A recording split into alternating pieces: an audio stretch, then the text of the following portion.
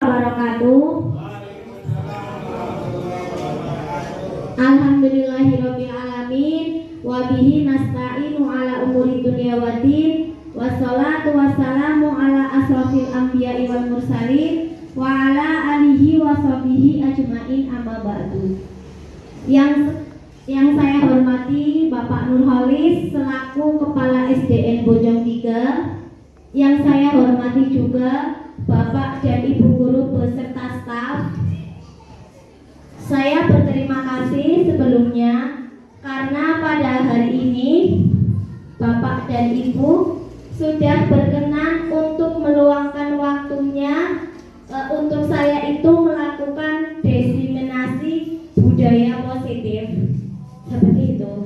Nah, pertama-tama marilah kita panjatkan puji syukur kehadirat Allah karena kita diberikan kesehatan sehingga kita bisa berkumpul di sini. Yang kedua, salawat serta salam semoga tetap tercurah limpahkan kepada beliau Nabi Muhammad SAW yang senantiasa kita nantikan syafaatnya baik di dunia maupun di akhirat. Untuk memanfaatkan waktu seperti yang sudah saya sampaikan tadi, sekali lagi saya mengucapkan banyak terima kasih atas waktu yang diluangkan oleh Bapak dan Ibu. Yaitu di sini next selanjutnya Bu, slide selanjutnya ya. Di sini saya akan memaparkan aksi nyata budaya positif seperti itu nggih. Budaya positif itu apa, nanti bisa dilihat di slide selanjutnya Bu Dewi. Ya, jadi di sini saya akan menyebarkan pemahaman dan penerapan pengalaman budaya positif. Nah, ini konsep inti budaya positif. Di sini ada beberapa. Yang pertama itu adalah perubahan paradigma positif, terus kemudian nilai-nilai kebajikan, terus disiplin positif, kebutuhan dasar manusia, motivasi perilaku manusia, posisi kontrol guru, keyakinan kelas, dan segitiga restitusi. Nanti di slide selanjutnya kita akan bahas satu persatu seperti ini. Nah, yang pertama ini adalah pembelajaran dengan paradigma baru, ya. Apa sih pembelajaran dengan paradigma baru? Di sini Bapak Ibu bisa melihat pembelajaran paradigma baru merupakan pembelajaran yang dirancang berdasarkan prinsip pembelajaran berdiferensiasi. Mungkin Bapak Ibu juga sudah tidak asing dengan istilah pembelajaran berdiferensiasi. Betul apa tidak? Betul apa tidak? Atau baru dengar? Nah, pembelajaran berdiferensiasi itu apa? Pembelajaran berdiferensiasi itu adalah pembelajaran yang menyesuaikan dengan kebutuhan murid. Karena gaya belajar siswa-siswi kita itu beda.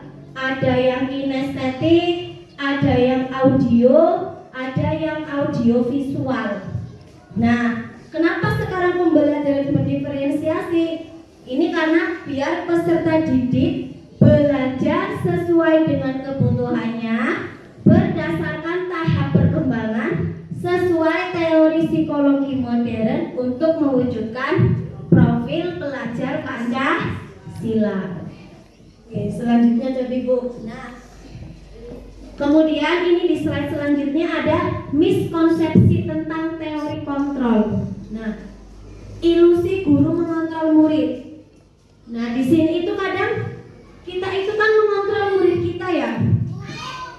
Bahwa misalkan kayak kritik dan kita anggap nanti murid itu kalau kita tegur akan menjadi apa? Sadar. Seperti itu. Padahal itu sebenarnya miskonsepsi, itu konsep yang salah. Ya. Di sini ada tulisan juga orang dewasa berhak memaksa. Jadi seolah-olah kita itu yang paling benar. Kadang kita merasa seperti itu.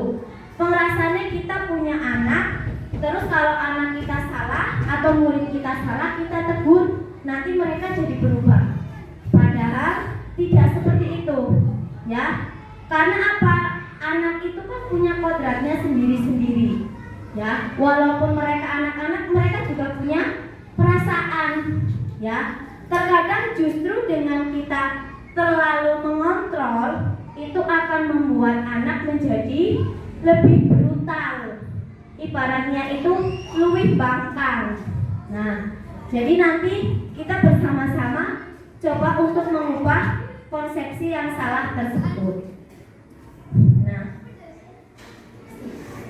Nah, ini di sini selanjutnya merubah paradigma stimulus respon ke pendekatan teori kontrol. Ya, di sini ada stimulus respon tentang dunia, realitas atau kebutuhan kita sama. Padahal kebutuhan kita itu berbeda. Kadang menurut apa yang menurut kita baik itu kan belum tentu menurut orang lain juga baik. Kita menginginkan anak kita menjadi A atau B, padahal mereka punya keinginan sendiri. Seperti itu. Kemudian semua orang melihat hal yang sama.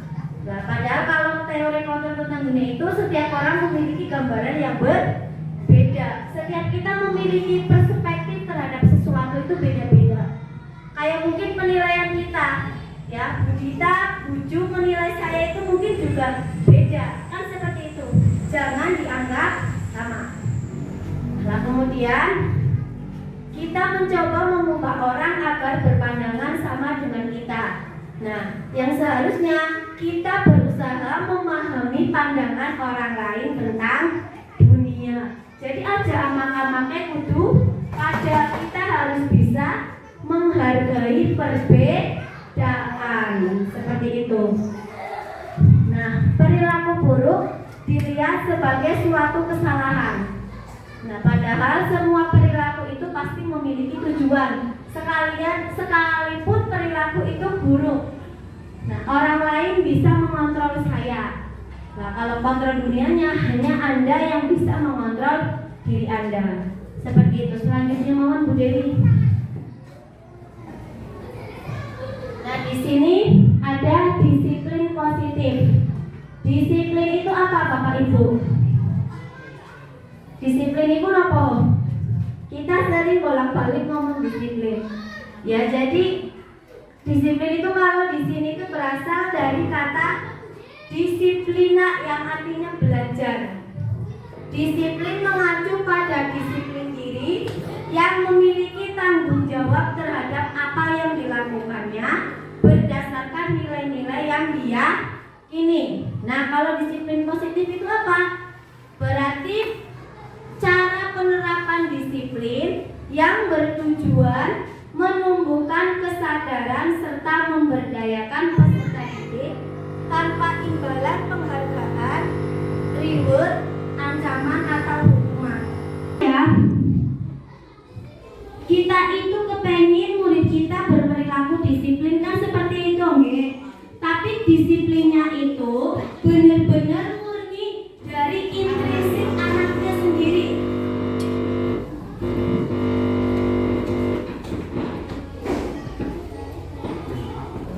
Dalam artian itu bukan karena ketika disiplin itu akan mendapatkan hadiah atau misalkan kamu melanggar peraturan itu akan mendapatkan hukuman. Nah, jadi seharusnya itu seperti itu. Cuma terkadang nanti di next selanjutnya itu ada motivasi perilaku manusia. Nah, salah satunya itu ya, ketika berbuat kebaikan,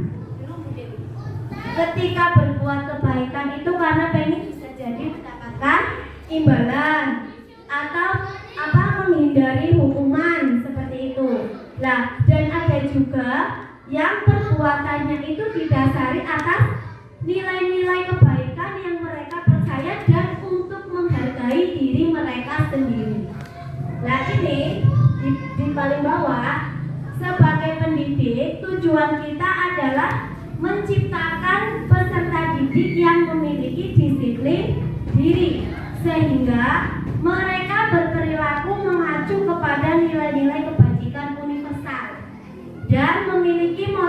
partisipasi intensif dalam perubahan perilaku ke arah yang lebih baik. Yang kita inginkan sebagai guru, ketika seorang anak itu memiliki disiplin yang baik, itu ya karena mereka didasarkan atas keinginan mereka sendiri, karena mereka menghargai diri mereka sendiri. Nah, terus mengacunya kepada nilai-nilai kebajikan. Apa itu nilai-nilai kebajikan? Next, Bu Dewi. Nah, ini nilai-nilai kebajikan itu nilai-nilai yang disepakati bersama.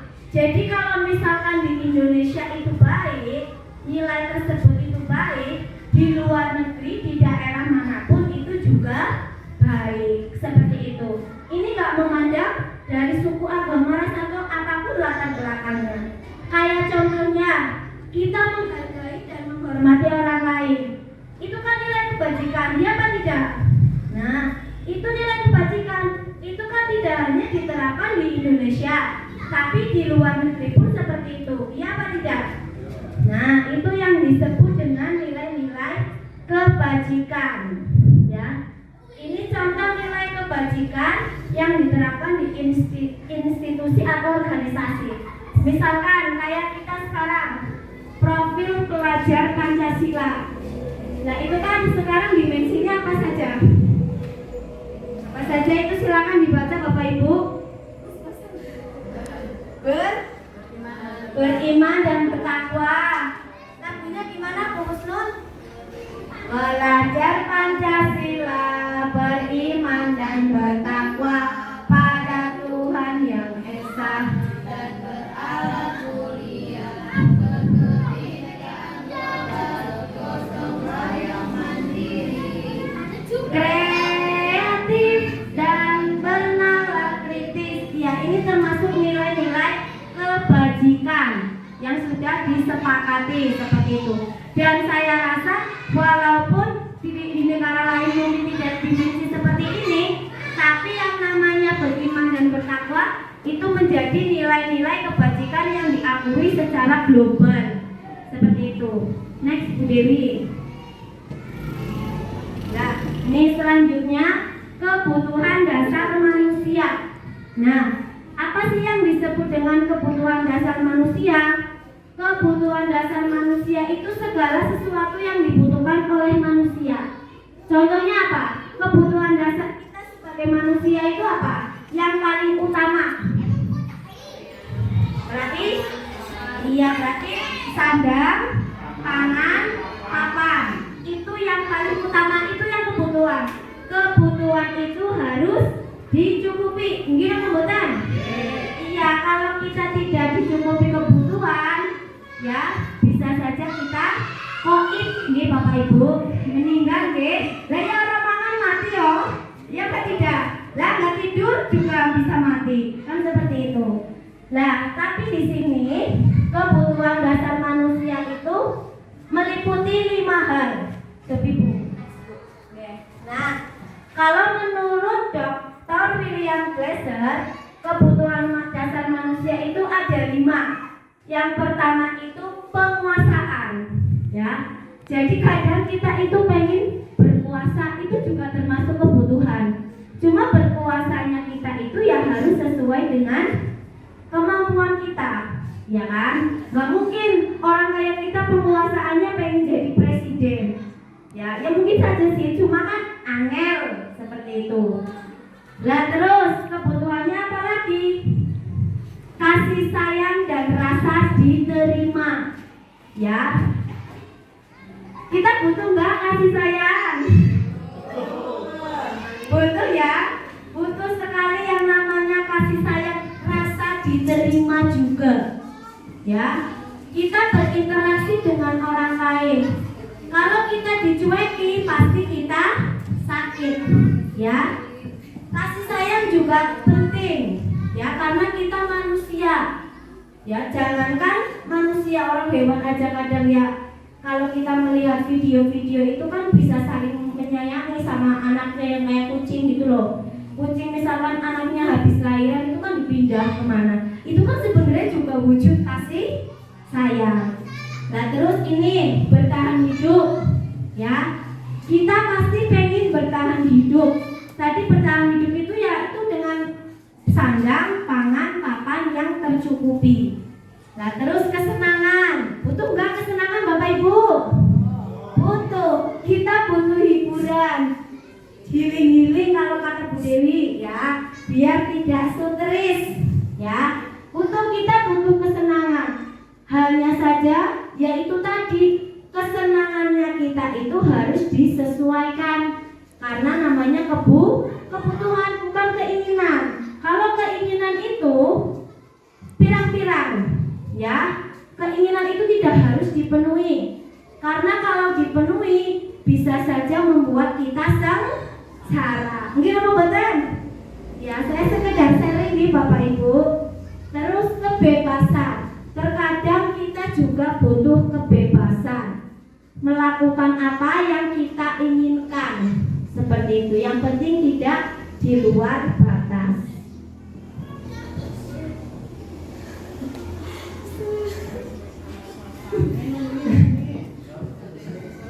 Nah, ini yang tadi saya sudah jelaskan, sudah saya sering-sering di awal. Jadi ada 3 motivasi perilaku manusia.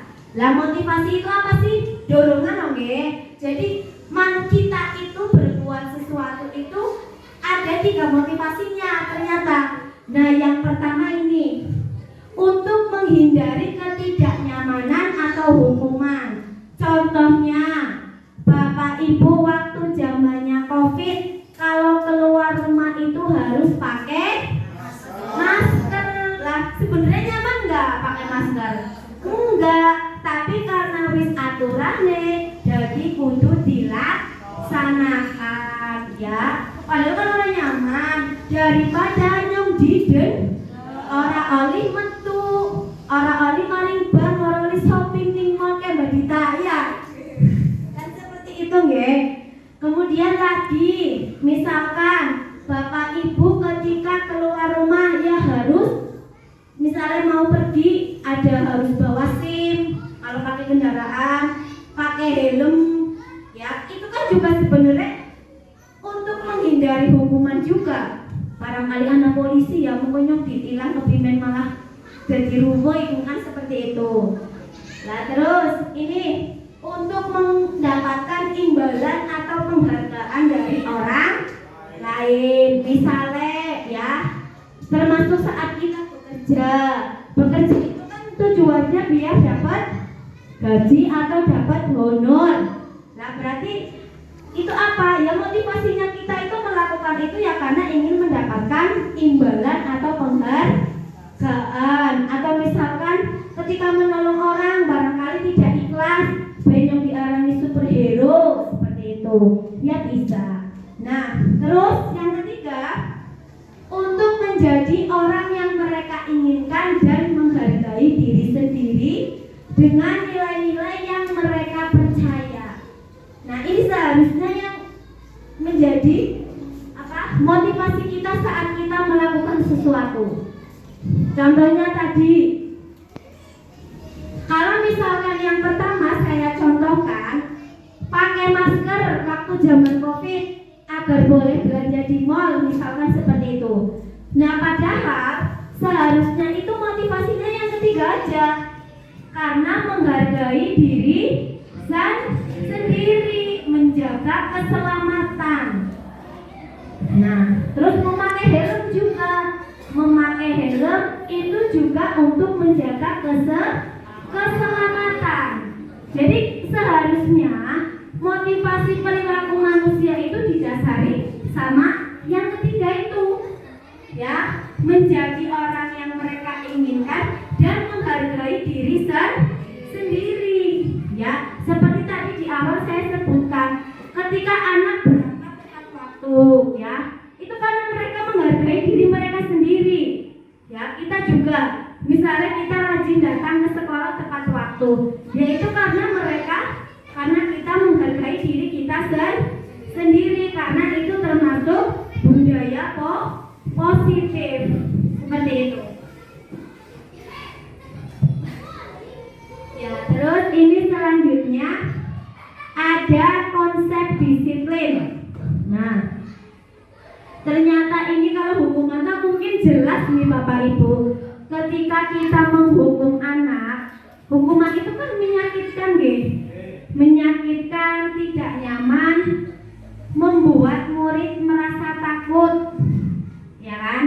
Terus membuat murid juga menjadi rendah diri.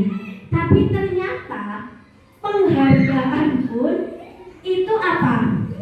Bisa menyebabkan apa? Identitas gagal. Karena apa? Bisa merusak itu ada hubungan atau sifat iri. Makanya mungkin di kurikulum Merdeka itu kan tidak ada yang namanya aslinya ranking, karena ternyata itu tidak efektif, ya, itu tidak efektif. Terus di bawahnya ada merusak hubungan atau sifat iri, ya, yang tidak dapat hadiah, yang tidak dapat ranking, menimbulkan rasa cemburu, kemudian mematikan kreativitas, menghukum dengan sistem ranking, terus dapat merampas hak menghargai dirinya. Jadi seolah-olah apa ya, kayak dia itu dihargai karena dia dapat ranking. Nah, ternyata penghargaan itu juga dapat merusak identitas gagal, ya. Makanya kalau zaman sekarang di kurikulum Merdeka itu kan setiap anak itu unik sih ya, ada kelebihannya sendiri-sendiri. Nah, terus kalau konsep disiplin dengan identitas sukses, ya, itu menerapkan konsekuensi. Jadi ada penguatan jangka pendek, monitoring berkelanjutan, stimulus, terus murid menghormati peraturan, kehilangan waktu untuk merenungi kesalahan. Nah, terus di sini ada restitusi. Restitusi itu di sini murid bertanggung jawab untuk perilakunya. Kemudian fokus pada pemecahan masalah jangka panjang, murid menghormati dirinya dan orang lain, teori kontrol, dan murid bersemangat memperbaiki kesalahan. Jadi nanti di slide selanjutnya juga saya ada praktek yang namanya segitiga restitusi. Nah, segitiga restitusi itu apa? Cara menyelesaikan masalah, ya, dengan anak-anak yang bermasalah seperti itu. Jadi nanti ada validasi tindakan yang salah, kemudian menanyakan keyakinan seperti itu, dan menanyakan identitas. Nah, di sini konsep disiplin pendekatan restitusi, ya. Jadi di sini adalah sebuah cara menanamkan disiplin positif pada murid. Disiplin pendekatan restitusi, ya. Sebuah cara menanamkan disiplin positif pada murid. Yang pertama ada pengertian restitusi. Apa sih restitusi itu? Jadi proses menciptakan kondisi bagi murid untuk memperbaiki kesalahan mereka, sehingga mereka bisa kembali pada kelompok mereka dengan karakter yang lebih kuat. Sebagai contoh seperti ini Bapak Ibu, terkadang di kelas itu kan ada anak didik kita tidak mengerjakan tugas, lalu kita langsung seolah-olah itu menghakimi. Lah, kamu kerjaannya ngapain aja sih? Kok sampai tugas gini aja nggak dikerjakan? Nah, itu salah satu contoh membentuk identitas yang gagal. Saat kita mengucapkan kata-kata seperti itu langsung membuat anak itu rendah diri, ya. Lah, terus caranya gimana? Nah, caranya itu ya dengan restitusi. Restitusinya misalkan dengan kata-katanya itu diubah. Loh, kenapa tidak mengerjakan tugas? Bu guru tahu membuat kesalahan itu sebuah perilaku manusia, ibaratnya manusiawi. Pasti kamu punya alasannya. Itu harusnya seperti itu yang sudah saya ketahui. Nah, jadi apa? Dengan begitu itu anak malah akan merasa iya ya, bu gurunya kok baik banget tanyanya, ketimbang ketika kita langsung ngegas, ditanya orang PR sih pegawaiannya apa kayak gitu. Jadi itu kan nanti yang namanya restitusi. Nah, ciri-ciri restitusi itu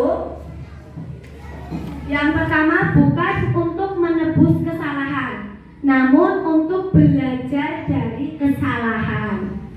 Terus yang kedua memperbaiki hubungan. Terus restitusi menuntun untuk melihat ke dalam diri.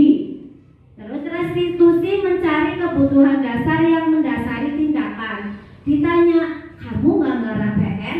Pasti ada alasannya dong, kayak gitu.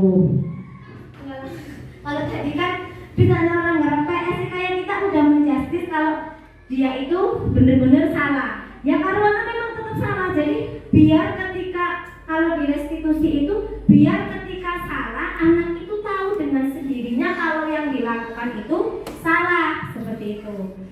Kemudian restitusi fokus pada karakter bukan tindakan. Dan ciri-ciri restitusi yang selanjutnya fokus pada solusi.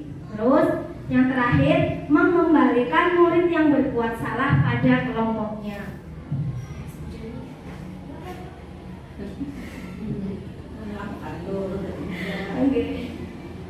Nah itu contoh kasusnya. Siswa sering tidak mengerjakan PR, seperti itu ya. Hukuman itu misalkan kita memberi hukuman, guru menghukum siswa tersebut hormat bendera selama 10 menit. Nah, lah kayak gini kan murid juga akhirnya merasa takut. Terus gurunya juga marah-marah. Lah konsekuensi, guru memberikan konsekuensi untuk mengerjakan PR-nya saat istirahat atau dikerjakan sebanyak 3 kali lipat. Itu kalau konsekuensi. Nah terus guru tegas dan siswa menghormati peraturan. Nah kalau restitusi itu guru menanyakan keyakinan kelas atau dirinya dan membantu siswa menyelesaikan masalahnya. Terus guru terbuka dan siswa menghormati dirinya dan orang lain. Nah, terus ada di sini selanjutnya 5 posisi kontrol. Nah, 5 posisi kontrol guru itu ada 5. Yang pertama itu penghukum, yang kedua pembuat rasa bersalah, yang ketiga itu sebagai teman, yang keempat sebagai pemantau, dan yang kelima itu sebagai manajer. Kalau sebagai penghukum itu kira-kira yang gimana Bapak Ibu? Iya, yang langsung menghukum. Ya, kalau yang pembuat rasa bersalah itu seperti saya tadi, misalkan, ini apa sih barang tugas kayak baru digarap. Lah itu kan siswa jadi merasa bersalah. Tapi masih ibu ya nanti sedikit diubah seperti itu. Nyatanya kadang kalau dialusi bocah ditambah pengurungan sih ya Bapak Ibu. Nah kalau sebagai teman itu seperti tadi ya, tanyanya baik-baik, kenapa tidak mengerjakan PR sih kayak gitu kan. Terus emangnya sibuk ngapain atau seperti itu. Oke lanjut Bu Dewi.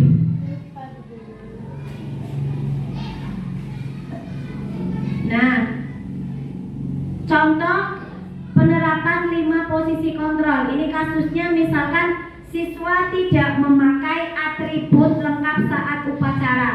Kalau sebagai penghukum itu langsung patuhi aturan sekolah lalu berdiri di depan barisan. Ini kadang kita juga lakukan ya Bapak Ibu ya. Berarti kita setiap hari Senin itu lagi bertindak sebagai penghukum. Karena kalau ada anak-anak kita yang tidak memakai atribut suruh baris. Tuh. Dan terus pemantau. Kamu sudah melanggar apa peraturan dan konsekuensinya. Berarti ini dikembalikan ke anak, ya. Misalkan kalau tadi kan kita langsung menghukum. Kalau pemantau itu kita tanyakan dulu ke anak. Kamu kan nggak pakai atribut, berarti kamu sudah melanggar. Konsekuensinya apa?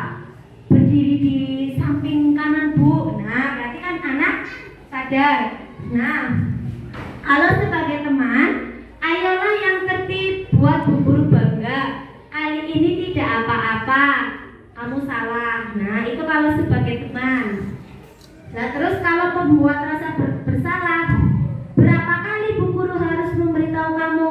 Bu Guru kecewa sama kamu seperti itu ya. Jadi ini posisi kontrol kita itu ada di mana? Monggo Bapak Ibu resapi sendiri-sendiri saja ketika murid-murid kita itu berbuat kesalahan. Nah, kalau sebagai manajer, apakah kamu tahu kesalahanmu? Kira-kira bagaimana kamu akan memperbaiki kesalahan ini? Berarti kalau sebagai manajer itu hampir sama dengan memposisikan sebagai teman, seperti itu. Nah, ini ada yang namanya terus selanjutnya keyakinan kelas. Saya yakin Bapak Ibu di sini juga sudah menerapkan yang namanya keyakinan kelas. Nah, kenapa sih namanya kok keyakinan kelas, tidak peraturan kelas saja?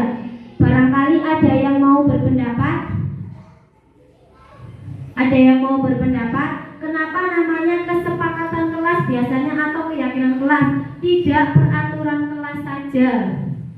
Keyakinan itu sudah disepakati dalam kelas ini. Iya, terus kalau tadi apa namanya? Peraturan. Kalau peraturan biasanya itu dari salah satu pihak saja yang mengatur. iya, betul sekali Bu Husnul. Kalau keyakinan kelas atau kesepakatan kelas itu kita sepakati bersama. Beda kalau dengan peraturan. Kalau peraturan itu mengikat. Biasanya satu orang yang menentukan lalu yang lain harus mengikuti. Kalau kesepakatan itu karena sudah menjadi kesepakatan, berarti yang lain harus berkomitmen untuk melaksanakan. Ya. Next.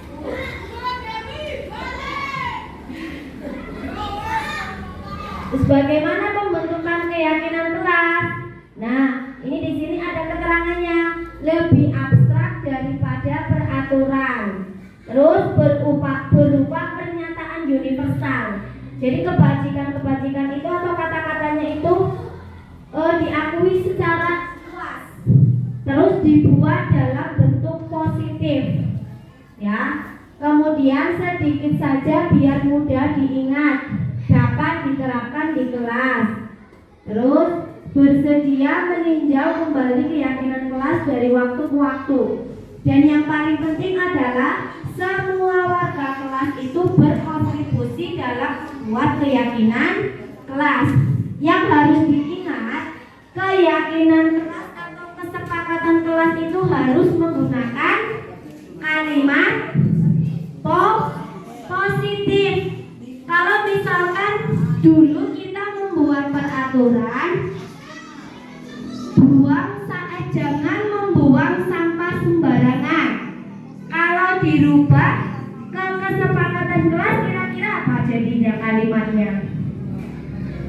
Iya, buang sampah pada tempatnya. Itu seperti itu. Terus misalkan lagi, dilarang datang terlambat. Nah, kira-kira kalau menjadi kesepakatan kelas itu kalimatnya seperti apa? Iya, datang tepat waktu. Terus misalkan dilarang membuat keributan selama pelajaran. Kira-kira diganti apa Bapak Ibu? Nah, betul, mengikuti pelajaran dengan tertib dan tenang. Coba Bu Dewi next selanjutnya. Nah, ini saya juga sudah mencoba untuk membuat keyakinan kelas. Di play.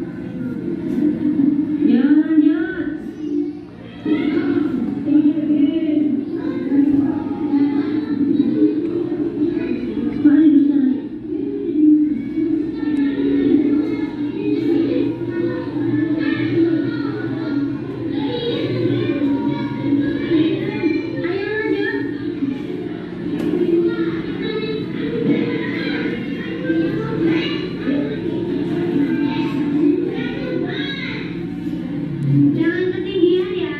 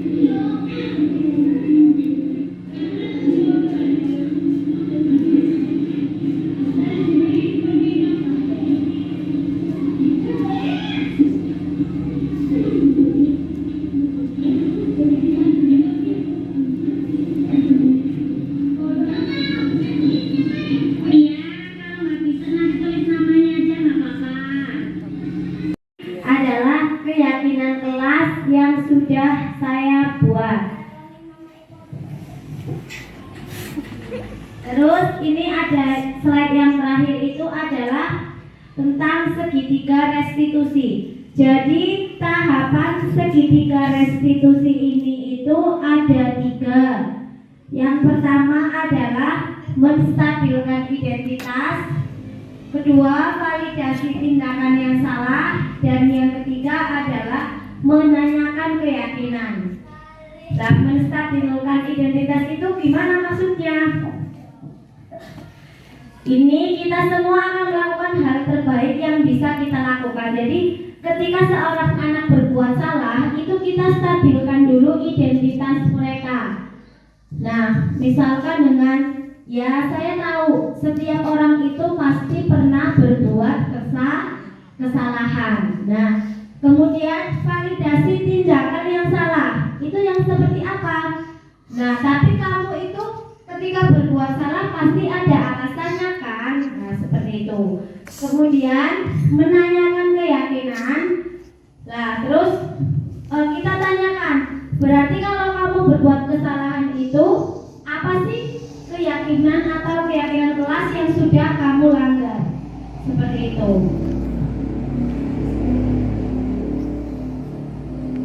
Nah, jadi saya juga sudah melaksanakan praktik segitiga restitusi ya. Ini bisa dilihat di slide selanjutnya.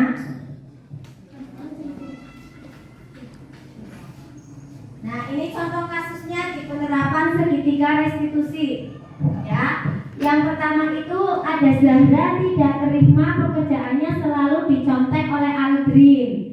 Ya, terus ia marah dan tidak bisa menahan emosinya sampai-sampai menggebrak meja.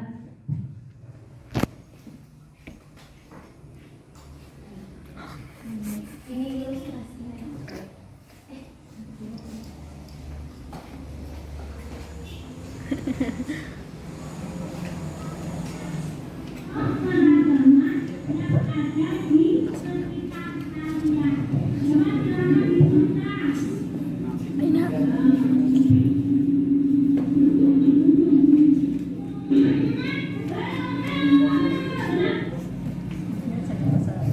Terus ini adalah selanjutnya penyelesaiannya nih Bapak Ibu.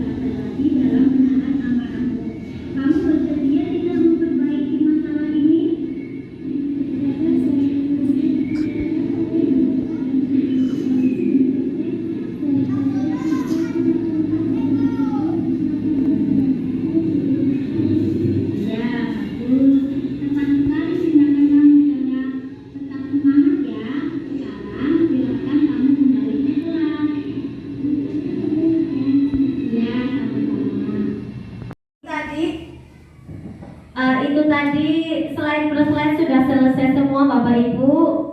Jadi itu tadi diseminasi saya tentang budaya positif. Sekali lagi saya mengucapkan banyak terima kasih kepada Bapak Ibu yang sudah berkenan meluangkan waktunya, dan mohon maaf sekali bila ada kesalahan seperti itu. Barangkali ada yang mau bertanya atau cukup? Oke, cukup nih Bapak Ibu karena waktunya juga sudah siang. Terima kasih banyak sekali lagi dan mohon maaf atas segala kesalahan baik dari perkataan atau mungkin tindak tanduk saya. Wassalamualaikum warahmatullahi wabarakatuh.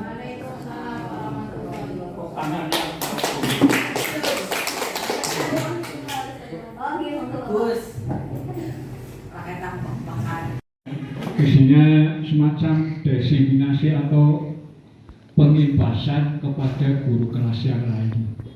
Diharapkan nantinya Bapak Ibu guru yang belum menjadi guru penggerak atau calon guru penggerak ya bisa termotivasi untuk mengikuti guru penggerak.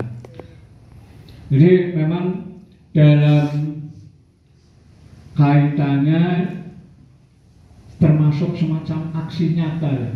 Aksi nyata ketika nanti menjadi kepala sekolah ataupun pengawas ya sebisa mungkin semaksimal mungkin ya bisa menerapkan ilmunya semacam ini, bisa mensosialisasikan kepada teman sejawat. Nah kalau sudah terbiasa semacam ini, insya Allah nanti diangkat jadi kepala sekolah atau pengawas atau pejabat lain di tingkat yang lebih tinggi, ini sudah tidak canggung lagi. Termasuk penerapan tadi misalnya budaya positif. Budaya positif di sekolah memang menjadi hal yang harus kita terapkan kepada anak-anak kita.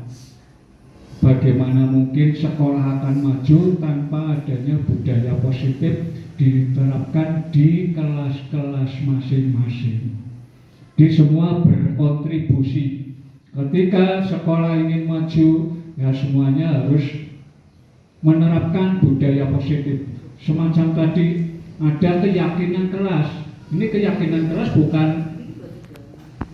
tanggung jawabnya guru penggerak saja, tapi guru kelas berkewajiban untuk meyakinkan anak-anaknya di kelasnya. Kelas 1 mungkin keyakinan kelasnya juga berbeda dengan keyakinan kelas di kelas tinggi. Kelas 5, kelas 6 mungkin lebih luas lagi. Jadi ketika tadi sudah dijelaskan ya contoh-contoh keyakinan kelas, misalnya kelas 3 atau kelas 4 ketika masuk di dalam kelas budaya positifnya apa? Ya berbaris di halaman kelas. Ini supaya ditekankan juga semua kelas, tidak hanya kelas 1 saja yang sudah tertib. Ketika kelas 2, kelas 3 sampai kelas 6 hilang kebiasaan atau keyakinan yang semacam itu. Itu bisa diterapkan ketika sudah menjadi budaya positif. Jadi budaya positif akan berimbas ke satuan pendidikan. Ketika kelas 1 sudah tertib, kelas 2 tertib, sampai kelas 6 tertib, insya Allah semuanya akan menjadi kepribadian budaya positif di sekolahnya. Disilakan nanti Bapak Ibu di dalam kelas membuat keyakinan kelas atau budaya positif di kelasnya masing-masing. Nah, ketika ada siswa ya, yang melanggar, bagaimana? Ya kita beri pengarahan sebaik-baiknya. Jelaskan sedikit sebagai gambaran. Tidak boleh asal melarang tapi tanpa alasan, tanpa dasar yang jelas. Anak tidak mengerjakan PR, tentu ada alasannya. Ya ditanya yang baik.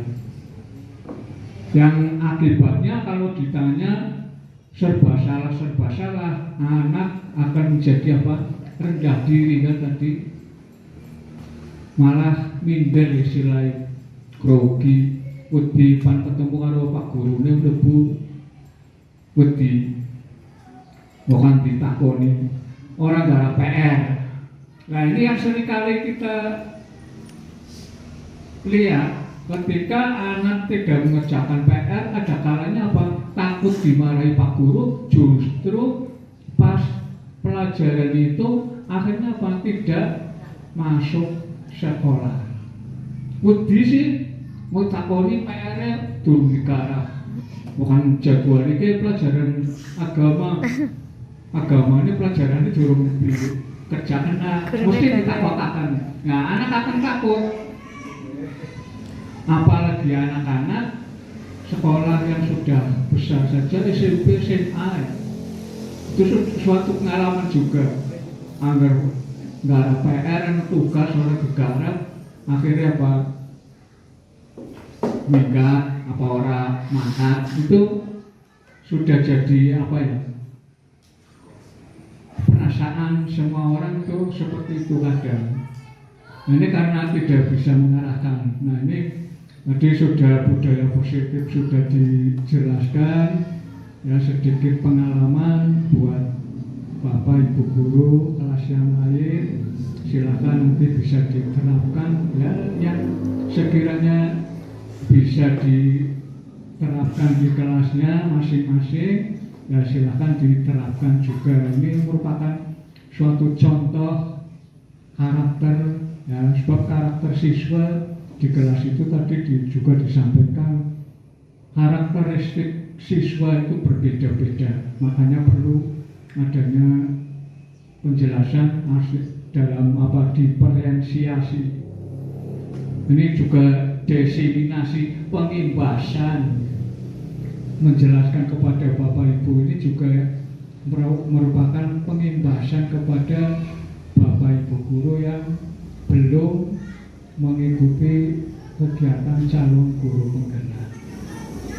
Alhamdulillah seperti di SD Bujung 1 ini, satu yang sudah lolos Bu Nur Asia juga sudah lolos.